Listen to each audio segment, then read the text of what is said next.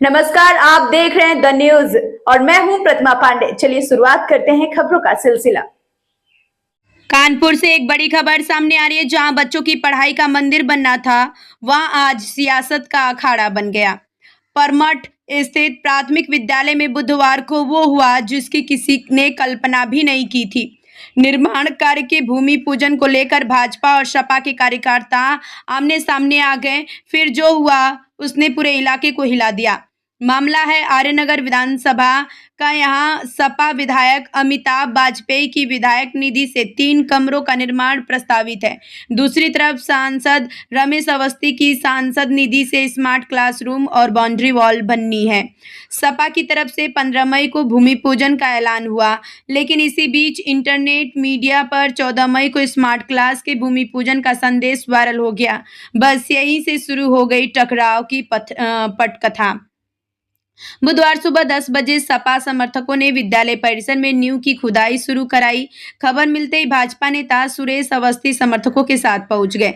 आरोप है कि उन्होंने काम रुकवा दिया और मजदूरों को भगा दिया और फिर मैदान में उतरे। खुद विधायक अमिताभ वाजपेयी समर्थकों के साथ स्कूल परिसर में ही धरने पर बैठ गए। नारेबाजी शुरू हुई, बहस तीखी हुई। तनाव इतना बढ़ा कि पुलिस को भारी फोर्स के साथ मौके पर पहुंचना पड़ा। फिलहाल पुलिस ने दोनों पक्षों को समझाकर माहौल शांत कराया और मामले की जांच एडीएम सिटी का डॉक्टर राजेश कुमार को सौंपी गई है। सवाल यह है कि जब स्कूल बच्चों के भविष्य के लिए बन रहे हैं तो उस पर सियासी जंग क्यों? विकास के काम पर श्रेय की लड़ाई कब तक चलेगी? कानपुर के परमठ से जो तस्वीरें आई हैं वो सिर्फ एक स्कूल की नहीं बल्कि सियासत के उस चेहरे की है जहां नींव की ईंट से पहले सियासी दीवार खड़ी की जाती है। उन्होंने एप्लीकेशन दी है, जांच अभी कोई नहीं है। जांच में प्रथम दृष्टया कोई जांच नहीं है, जांच चुकी होगी। जांच में जो भी तथ्य प्रकाश में उनके आधार पर कार्रवाई। मैं इस प्रकरण की, जैसा मैंने पूर्व में कहा, जांच कराई गई। जांच में जो भी तथ्य प्रकाश में उनके आधार पर। एक परमठ में सरकारी प्राइमरी स्कूल है। लगभग 2 वर्ष से उसको मैं बनवाने का प्रयास कर रहा हूँ। लगभग 5 प्राइमरी स्कूल में अब तक बना के डिलीवर कर चुका हूँ और 2-3 इंटर कॉलेज में मैं अत्याधुनिक काम कर चुका हूँ। उसी प्राइमरी स्कूल के सामने भारतीय जनता पार्टी के 3 बार के हारे प्रत्याशी सुरेश अवस्थी रहते हैं। जब वो प्राइमरी स्कूल की पुरानी जर्जर बिल्डिंग जिसमें चमगादड़, नेवले, सांप रहते थे, उसको तोड़ने का टेंडर हुआ तो उन्होंने शिकायत करी सो करी। जब टेंडर हो गया तो जाके ठेकेदार के कर्मचारियों को मारपीट करके भगा दिया। हम लोगों ने फिर भी अधिकारियों से गुहार लगाई, विधानसभा में सवाल उठाया और ये तय हुआ कि उसकी जांच होकर दोबारा टेंडर ठीक होकर के वो बिल्डिंग टूटेगी और नई बिल्डिंग हमारी विधायक निधि से बनेगी। ये सारा काम प्रोसेस से हो रहा था। पुरानी बिल्डिंग टूट गई जिलाधिकारी के आदेश पर और विधानसभा के आदेश पर। सुरेश अवस्थी जी ने उसके बाद सांसद जी संपर्क किया कि साहब विधानसभा के विधायक है, ये बना देंगे स्कूल तो हमारे मोहल्ले में बड़ी बेइज्जती हो जाएगी। सांसद जी ने उनसे कह दिया ठीक, कुछ हम भी बनवा देंगे। इस बात में हमको भी कोई आपत्ति नहीं थी। हमारा एनओसी थी, टेंडर हो गया, वर्क ऑर्डर हो गया और 15 तारीख को मैंने उसको शिलान्यास करने की घोषणा कर दी, परसों की तारीख में। और आज जब हमारा ठेकेदार उसके कर्मचारी मौके पे साफ सफाई करने पहुंचे पूजन के लिए, तो सुरेश अवस्थी ने खुद आकर के लगभग 10:35 पर स्वयं आकर ठेकेदार, उसके सुपरवाइजर और उसके कर्मचारियों से खुद मारपीट करी और कहा कि बुला लो अपने विधायक को जहां हो। मेरे पास 10:38 पर फोन आता है, मैं घर से निकलता हूँ अकेले और जब मौके पे आता हूँ तो पुलिस पहुंच चुकी थी, क्योंकि पुलिस को सूचना मैंने दी थी। मैंने ही डीसीपी को सूचना दी कि ऐसी ऐसी घटना है। पुलिस मौके पे थी और पुलिस के सामने उन्होंने हमको, हमारे लोगों को गालियां दी और धमकाया।